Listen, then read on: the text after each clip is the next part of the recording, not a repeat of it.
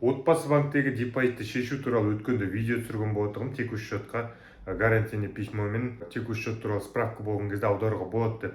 Сол видеодан кейін жекеге WhatsAppқа бірнеше сұрақтармен кісілер жазып жатыр. Қараңыздар ағайын, депозитіңіз бар болса, вознаграждение жақсы болса, шешуге асықпаңыздар.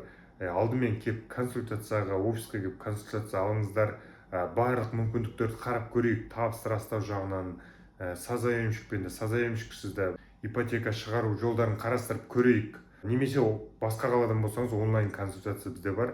Онлайнда хабарласып қарастырып береміз. Кейбір кісілер 7-20-25 бағдарламасына очередке тұрып қойып едім, сол жерге депозитке шешіп алып салайын деп едім деп неше түрлі жағдайлармен жазып жатыр. Өздеріңіз білесіздер, 7-20-25 бағдарламасы бірден бола қоймайтын бағдарлама.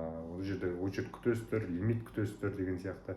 Сол үшін вознаграждение болса, бұрыннан жинап келе жатқан депозит болса, бірден шешіп алуға асықпаңыздар.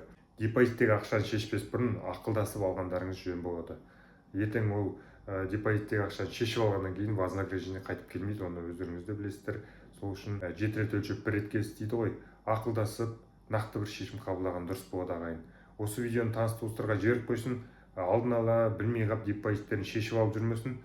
Ипотека бойынша ақпараттар бар, парақшаға тіркеліп қойыңыз.